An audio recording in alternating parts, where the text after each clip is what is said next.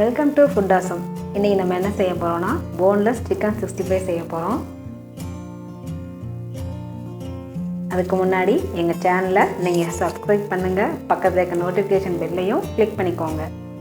இப்போது நம்ம முதல்ல போன்லெஸ் சிக்கன் ஒரு 300 கிராம்ஸ் நான் எடுத்து வச்சுருக்கேன். அதை நம்ம க்யூபாக நம்ம கட் பண்ணி வச்சுக்கணும். இப்போ அதில் முதல்ல நம்ம இஞ்சி பூண்டு பேஸ்ட்டு 1 டேபிள் ஸ்பூன் நம்ம சேர்த்துக்கலாம்.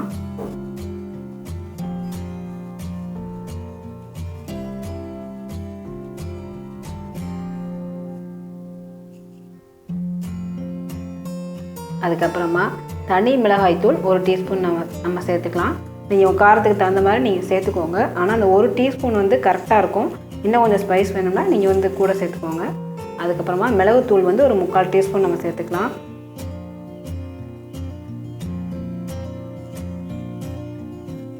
அதுக்கப்புறமா மஞ்சள் தூள் 1 டீஸ்பூன் நம்ம சேர்த்துக்கலாம்.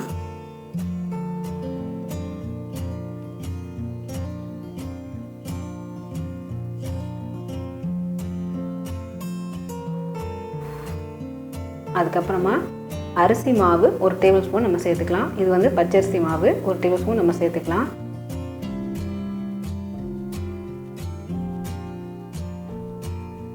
அதுக்கப்புறமா வறுத்த ஜீரக பொடி ஒரு 1/2 டீஸ்பூன் நம்ம சேர்த்துக்கலாம்.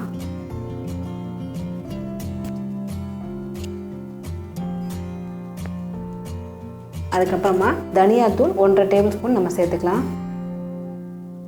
இந்த அளவு எல்லாமே நீங்கள் ஒரு 500 கிராம் போன்லெஸ் சிக்கனுக்கு நீங்கள் யூஸ் பண்ணிக்கலாம். கரெக்டாக இருக்கும் இந்த அளவு. அதுக்கப்புறமா கார்ன்ஃப்ளவர் 1 டேபிள் ஸ்பூன் நம்ம யூஸ் பண்ணிக்கலாம்.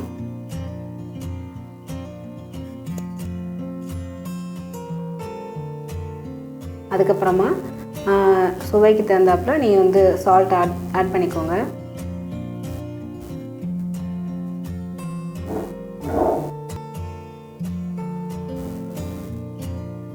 அதுக்கப்புறமா வினிகர் 1 டீஸ்பூன் நம்ம சேர்த்துக்கலாம். உங்கள்கிட்ட லெமன் இருந்துச்சிங்கன்னா நீங்கள் ஒரு 1/2 லெமன் நீங்கள் ஆட் பண்ணிக்கோங்க. லெமன் இல்லாதவங்க வினிகர் நீங்கள் 1 டீஸ்பூன் ஆட் பண்ணிக்கோங்க. இப்போ தண்ணி விடாமல் எல்லாத்தையும் நல்லா நீங்கள் மிக்ஸ் பண்ணிடுங்க. ஃபஸ்ட்டு நீங்கள் தண்ணி விடாமல் அந்த மசாலா பொருள்லாம் அந்த சிக்கன் மேலே படுற மாதிரி நல்லா நீங்கள் மிக்ஸ் பண்ணிடுங்க.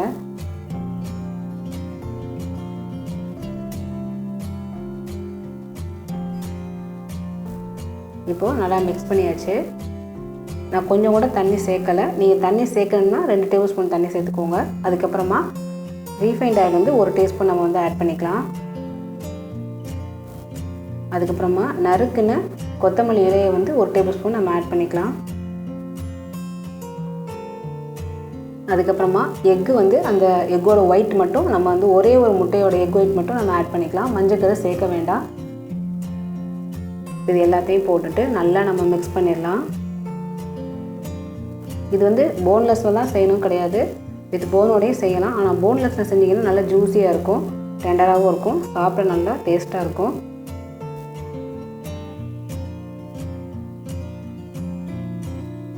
நான் ஏன் தண்ணி விட வேணாம்னு சொன்னேன்னா, நம்ம எக் ஒயிட் ஆட் பண்ணும்போது அது கரெக்டான ஒரு கன்சிஸ்டன்சிக்கு நமக்கு கிடைக்கும். அதனால தண்ணி ஆட் பண்ண வேணாம்னு சொன்னேன்.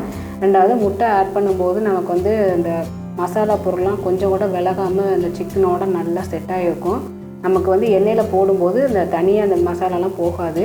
அதுக்காக தான் நம்ம எக் ஒயிட் ஆட் பண்ணுறோம்.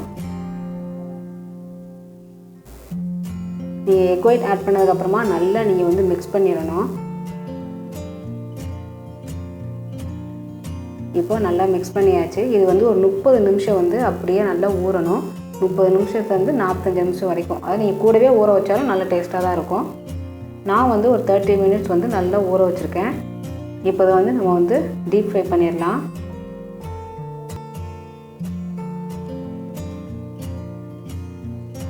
பாருங்கள், சூப்பராக மேரினேட் ஆயிடுச்சு. இப்போ நம்ம பொரிச்சு எடுத்துடலாம். நீங்கள் டீப் ஃப்ரையோ இல்லை இந்த மாதிரி பேன் ஃப்ரை பண்ணுறதுனாலும் நீங்கள் எண்ணெய் கூட சேர்த்துக்கோங்க. இப்போ எண்ணெய் நான் முக்கால்லேருந்து 1/4 அளவு தான் நான் ஆட் பண்ணியிருக்கேன். இப்போ எண்ணெய் நல்லா காஞ்சதுக்கப்புறமா நம்ம ஒவ்வொரு பீஸாக நம்ம ஆட் பண்ணிடலாம். இப்போ பாருங்கள், மசாலா எதுவுமே பிரியலை, அப்படியே இருக்குது பாருங்கள். நீங்கள் போடும்போது நீங்கள் சிம்மில் வச்சு தான் நீங்கள் போடணும். அதே டைம் எண்ணெய் நல்லா காய விட்டதுக்கப்புறம் நீங்கள் ஆட் பண்ணுங்கள்.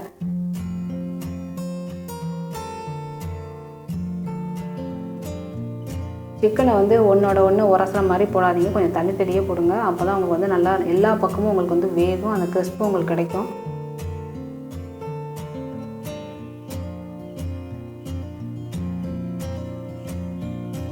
இப்போது ஒரு பக்கம் வெந்துருச்சு, இன்னொரு பக்கம் நம்ம திருப்பி விடலாம்.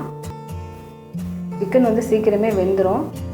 மேக்ஸிமம் உங்களுக்கு வந்து 3 நிமிஷத்துலேருந்து 5 நிமிஷம் மேலே ஆகாது. நீங்கள் சிம்மில் வச்சு வறுத்தீங்கன்னா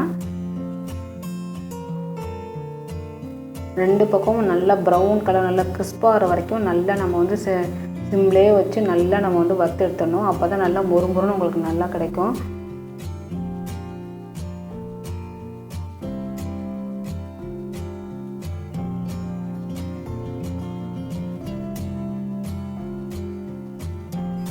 எல்லா பக்கமும் நீங்கள் கரண்டியை வச்சு திருப்பி விடுங்க. அப்போ தான் எல்லா பக்கமும் நல்லா சமமாக உங்களுக்கு வேகும். இல்லாட்டி ஒரு பக்கம் மட்டும் வெந்திருக்கும், இன்னொரு பக்கம் வேகாது. அதனால் நீங்கள் அப்போ கரண்டியை போட்டு எல்லா பக்கமும் அப்படியே திருப்பி விட்டுட்டே இருங்க. அப்போ தான் உங்களுக்கு எல்லா பக்கமும் வேகும்.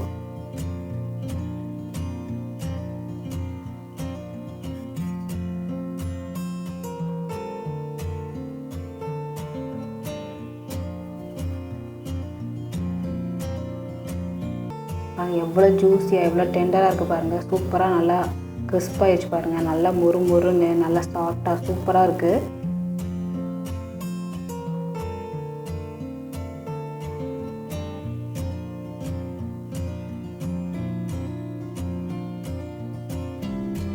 பாருங்கள் நல்லா செம்மையாக வந்திருக்கு, சூப்பராக இருக்குது. நல்லா மொறுன்னு நல்லா சூப்பராக டேஸ்ட்டாக இருக்குது, சாப்பிடவும் நல்லாயிருக்கு.